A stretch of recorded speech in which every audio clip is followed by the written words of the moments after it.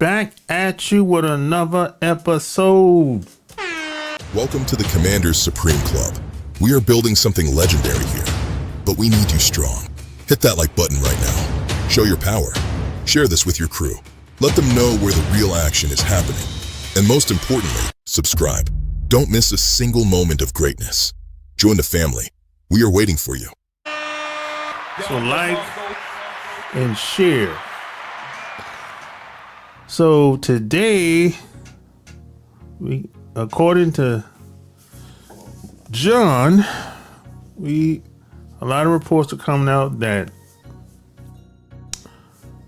Mike McDaniel was fired by Miami Dolphins, and the Commanders are looking at him as the next offensive coordinator.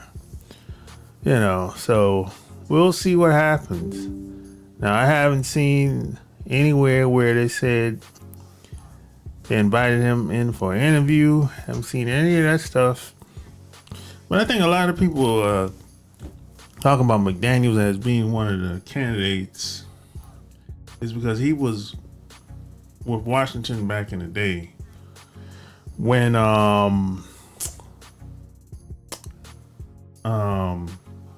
I think this is when Kirk Cousins was quarterback. This is when RG3 was quarterback. Around that time, I think he was on that staff with a little bit of everybody was on there. You had LA Rams coach, he was on there. You had McDaniels, he was on there. You had San Francisco 49ers coach, he was on there. A lot of that staff was jam packed with a lot of these guys that are still head coaches today.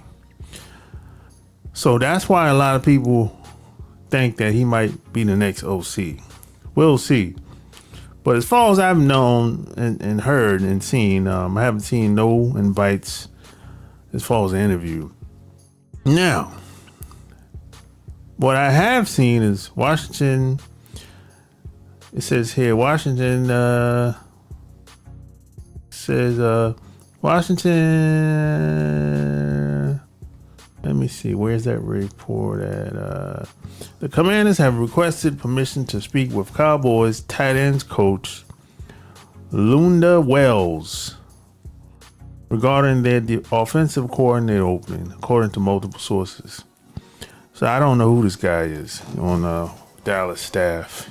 He's a tight ends coach. I don't know who he is. So I don't really know what direction they're gonna go in. I mean, what makes this guy so good? He's a tight ends coach. I don't know. I just don't know. Maybe Dan Quinn wants to, bring guys from Dallas over to the Commanders, give them opportunities. I don't know, man. But I think Mike McDaniel would be a good OC if that's what he wants to do. I'm not sure, but we'll see what happens. I know Mike and Dan Quinn go way back. I think the way Mike was talking, like it sounds like Dan Quinn gave him a start, his first start, especially when he was going through some hard times. I think he was going through some type of abuse back in the day. He's talking about it here in this video. I'm not gonna, we'll talk about it. Dan Quinn holds a special place in my heart, in my career. He was there at ground zero when I became sober and supported me and believed in me and gave me the opportunity to continue what I love to do. So for that, I'll be forever indebted to him. I think it speaks to the type. Yeah, so yeah, these guys have history together, and we'll see what happens. I think he would, like I said, I think he'd make a good offense coordinator if that's what he really wants to do. But hey, you never know how these things going to shape out. There's a lot of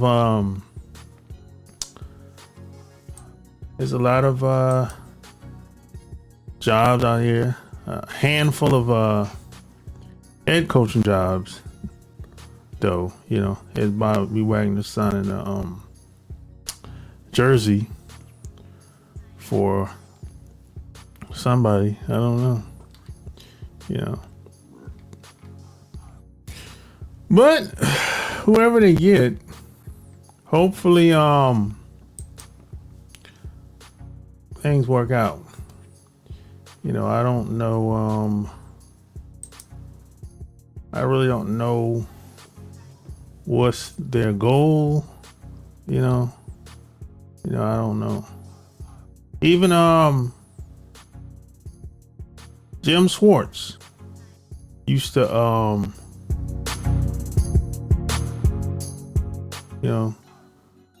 he's the DC for Cleveland.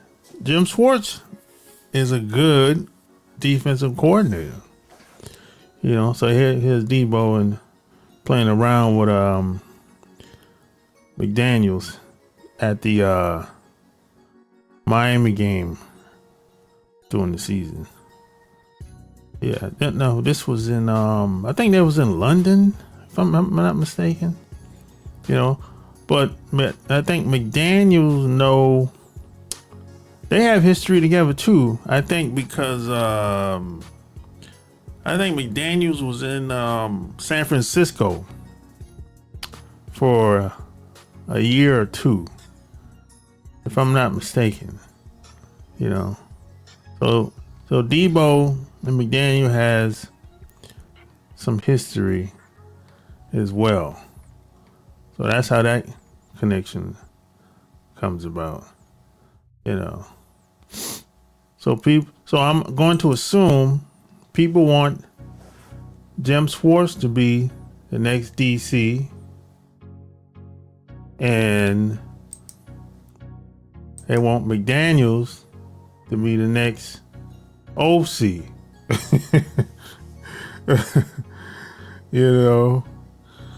We'll see what happens. And then you got Brian Flores out here, but I think he wants to be head coach. Brian Flores is the DC defensive coordinator for Minnesota Vikings. So we'll see what happens. I haven't heard anything about Jim Schwartz being the DC for the Commanders. I haven't heard nobody say that. That's a new one. People are kind of just throwing stuff all over the place out here. You really don't know how things are gonna go. Only person that really knows is Adam Peters. He's the only person that really knows what's going on. But Adam Peters doesn't talk much. Besides the press conference, he don't really talk much. He give you a little bits and pieces of what's probably going on, but that's about it. That's about it. And hopefully they get it together. Now they said there's some breaking news. They said Marshon Lattimore was arrested in Ohio had something to do with a gun. Arrested on suspicion of carrying concealed weapons. What's wrong with carrying? You can in Ohio. Ohio's an open carry state, so I don't know what the problem. I don't know what the problem would be with carrying a concealed weapon. All you gotta do is, Ohio's an open carry state. So I don't know what the problem was, but I know he looks like he got out of jail, so I guess it's nothing. It's not a big deal. He was booked and later released pending further investigation. No charges have been filed. So Ohio's open carry state. I don't know what's the big deal. You know, statement from the Commanders. Commanders released a statement saying, "We have been made aware of the arrest and are gathering more information. We have informed the NFL league office and have no further comment at this time." Okay, so I don't really understand what the problem is. Ohio is open carry state. You know, so I don't know. You know, I don't know what the problem would be.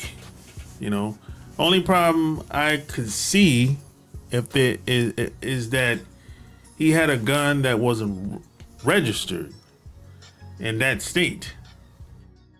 You know, maybe it was registered in Maryland or Virginia or something like that, or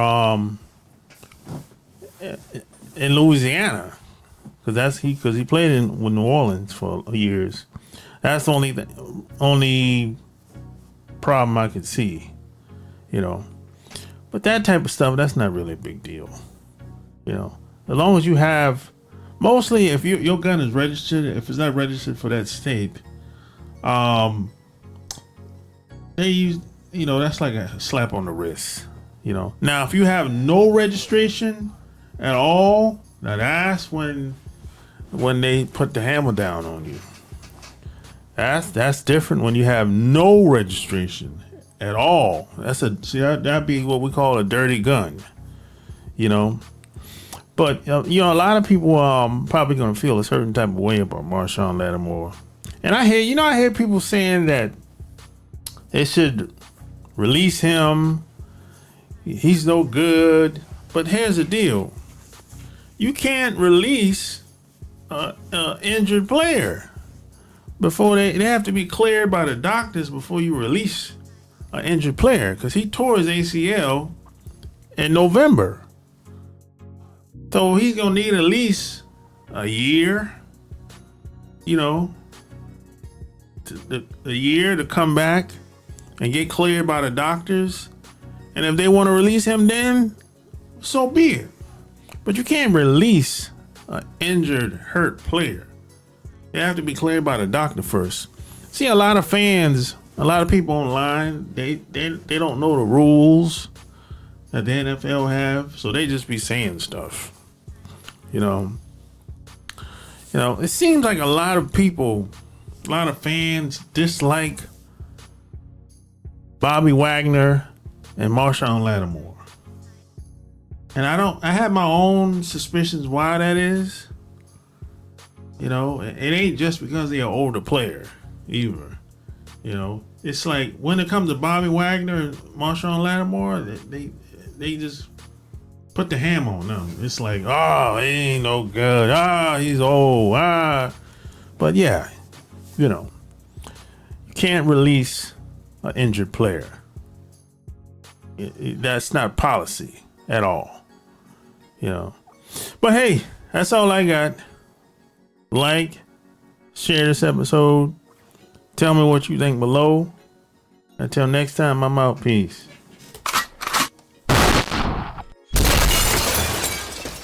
Welcome to the Commanders Supreme Club.